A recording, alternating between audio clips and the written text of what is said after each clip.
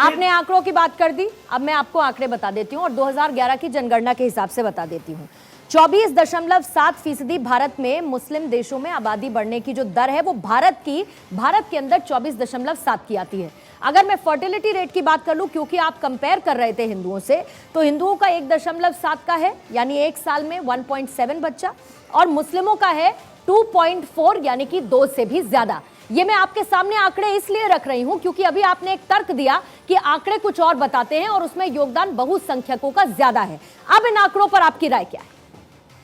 देखिए, जो ये आंकड़े आपने बताए हैं, इन आंकड़ों से मैं सहमत नहीं हूं, क्योंकि अगर सही तरीके से आंकड़े अगर निकाले जाए पूर्णिमा जी, तो मुस्लिम आंकड़े कहां से आंकड़े निकालते हैं? सही तरीके से आंकड़े कहां से? ये बताइए, भारत के अंदर मुस्लिम आंकड़े कहां से आते हैं? कौन निकालता है आंकड़े? जनगणना से।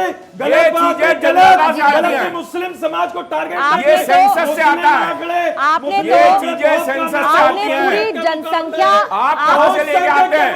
झूठ बोलना, झूठ बिल्कुल इसके सिवा कुछ नहीं है। भारत का मुसलमान हमेशा हक में सच कहता है, लेकिन जो झूठ 100% झूठ आपके सामने, आप बताइए आंकड़े कहां से आते हैं? भारत के आंकड़े में आप बताइए आंकड़े कहां से आते हैं?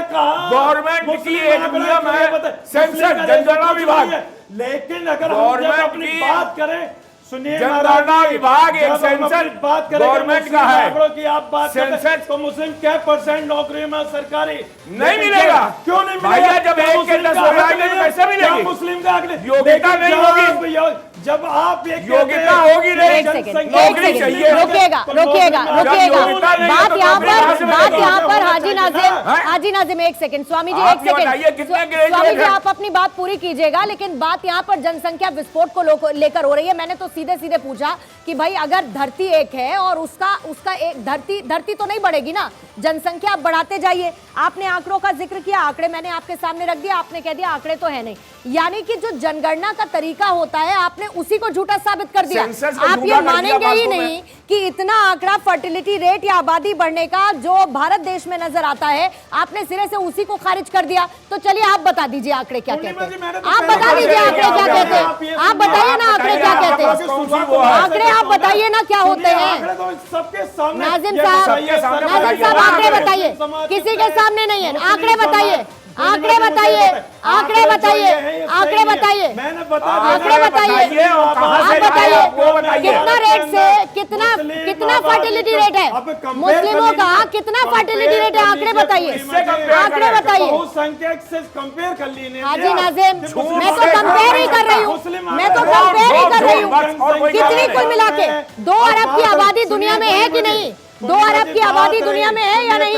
2 अरब की आबादी दुनिया में है हाजी नाजिम मुस्लिमों की या नहीं है, ये बताइए। और आपके यहाँ पर अगर कोई कानून किसी राज्य में निकलता है, स्वामी उपमन्यु इसमें आप जोड़िएगा जरूर, अगर किसी राज्य में कानून निकलता है पॉपुलेशन कंट्रोल करने को लेकर, तो क्या वहां के मौलवी कहते हैं जी हम गवर्नमेंट को सपोर्ट करते हैं? बल्कि वो कहते हैं कि हम इसको नहीं मानेंगे, हम 4 बच्चे 5 बच्चे 6 बच्चे हम तो पैदा करते जाएंगे। क्यों? भगवान की देन है, नौकरी गवर्नमेंट दे। गलत कहते हैं, गलत कहते हैं, गलत कहते हैं, अरे गलत कहते हैं, मैंने कहा वो भी गलत कहते हैं, वो भी गलत कहते हैं हाजी नाजिम।